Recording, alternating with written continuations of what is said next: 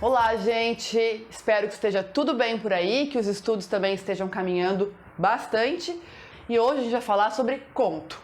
Lembrando, gente, é bem importante pensar que o conto, ele é um gênero literário, tá? Então, ele é tão gênero literário quanto um poema, quanto um romance, uma novela, uma crônica, teatro, né? Todos esses gêneros são gêneros que trabalham com a imaginação, com a ficção, com os sentimentos, por isso são considerados gêneros literários.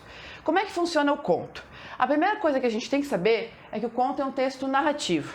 O que significa ser um texto narrativo? Sabe quando a gente abre assim a página e a página tem tudo completinho, né?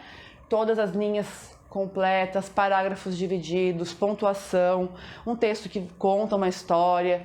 Então, isso é um conto. Normalmente, esse conto, ele é mais curto.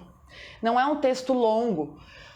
Claro, existem autores que optam por fazer textos longuíssimos, mas normalmente ele tem, né, uma característica de ser mais curto do que qualquer outro tipo de texto narrativo. Só não perde para a crônica, que ainda é um pouquinho mais curta do que o conto. Na nossa prova vai aparecer trechos do conto, e aí é legal a gente saber quais são as características gerais que podem aparecer na prova. Primeiro, o enredo. O que é o enredo? O enredo é a história que é contada no conto. Então vai aparecer normalmente, né, um cenário, a gente vai ter uma noção de onde a história vai estar se passando. Esse cenário não vai ser totalmente descrito, não vai ter uma descrição super aprofundada, justamente porque ele precisa ser um pouquinho mais curto. Outra coisa que a gente pode ver dentro do enredo é o tempo. Quando eu falo tempo, eu posso ver situações diferentes. Quando eu quero dizer tempo, eu posso dizer o tempo da narrativa, se passa num dia, 2 dias, 3 dias, ou um mês.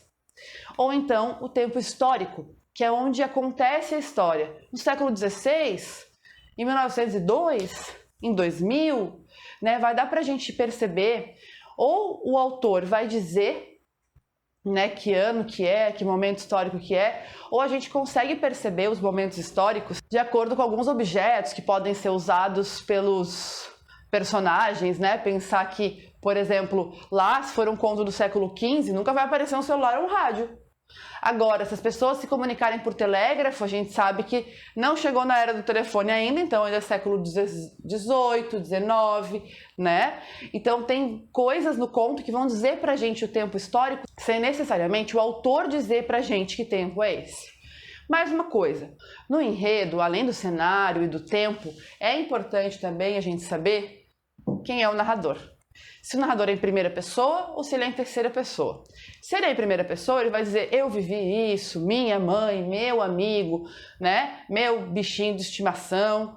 Agora, se o narrador é em terceira pessoa, ele vai dizer ele, ela, tal pessoa, o gato, a personagem. Então, pensar aqui que o narrador em terceira pessoa ele é mais abrangente, é como se ele olhasse de fora a situação. E o narrador em primeira pessoa vai dar mais o seu ponto de vista, mais a sua opinião. E agora, a gente tem que pensar também como é que funcionam os personagens desse enredo. Normalmente, nos contos, a gente tem poucos personagens, porque aí dá para fazer um enredo mais objetivo, um enredo que tem um diálogo maior. Se eu colocar muitos personagens, esses contos acabam se perdendo um pouco, porque aí muita gente não consegue, né, enosar uma história na outra. Quando nos contos aparece muita gente, normalmente são como figurantes da história. Aparece lá o cara da venda que vendeu alguma coisa para a pessoa que é a personagem principal, aparece ali a mãe de alguém que passou 2 segundos na cena. Então é só para a gente ter uma ideia de que os personagens são menos e são mais aprofundados no geral. A gente tem menos descrição nos contos pelo tamanho. O que eu quero dizer com descrição? O narrador não vai ficar descrevendo um cenário muito longamente, não vai descrever tanto as características físicas ou psicológicas da personagem, porque isso toma muito espaço na narrativa. Claro, existem escritores que vão tentar fazer esse aprofundamento e que fazem muito bem. Fica a dica aí para conhecer escritores como Machado de Assis ou Clarice Lispector, que são escritores que se aprofundam no texto. E aí pode ser que eles fazem muita descrição, por isso até os contos deles são um pouco maior. E também tem a ver com a maioria dos contos ter uma linguagem mais popular e também se aproxima mais das pessoas. Por leituras curtas fica mais fácil. Agora eu vou ver com vocês uma questão na prova de 2019 de um autor que vocês devem conhecer e de uma história que vocês também devem conhecer, que é o Monteiro Lobato. Vamos dar uma olhadinha no conto. Vamos lá então, questão 14 da prova de 2019. Pedrinho trotava pela fita vermelha da estrada, sobe e desce morro, quebra à direita, à esquerda, pac, pac, pac. Ia pensando na volta, a figueira. Passavam-se ali coisas de arrepiar o cabelo. Pela meia-noite, diziam, o capeta juntava debaixo dela sua corte inteira para pinoteamento de um samba infernal. Os sacis marinhavam galhos por cima e em cata de figurinos que disputavam aos morcegos. E os lobisomens, então, vinham aos centos focinhar os estercos das corujas.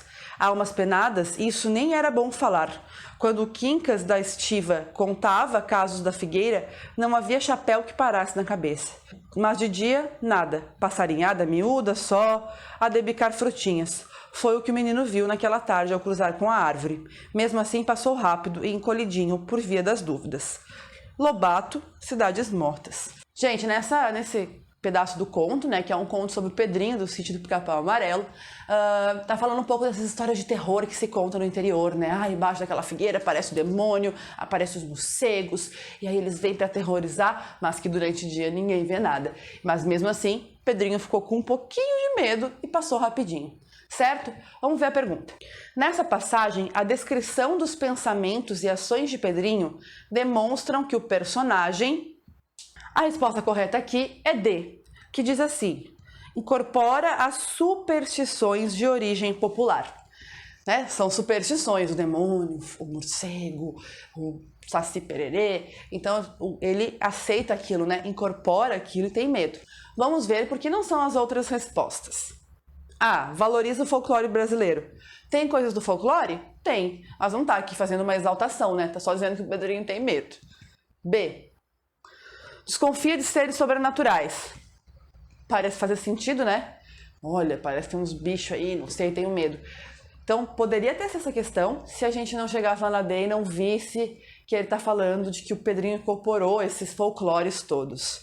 E lá na C, vê o campo como um lugar misterioso. Vê como um lugar misterioso. Vê o campo como um lugar místico, que dá medo, mas só de noite. Certo, gente? Espero que os estudos de vocês andem bem. Um beijo. Até logo.